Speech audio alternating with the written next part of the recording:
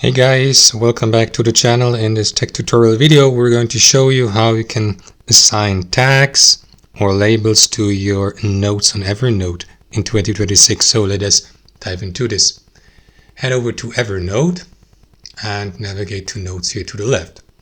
Select your note here in that overview.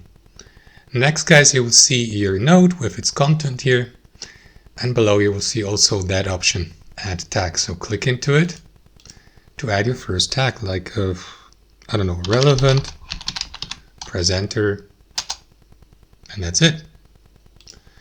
You can, for example, use that tag later for other notes. For example, if I head over to that note here and simply type in R here for the given tag, you will see already the created labels and tags listed below as suggestions. That's it. That's how I do it, guys. Hope you enjoyed it, got some value from it, and we'll see you next time on our channel.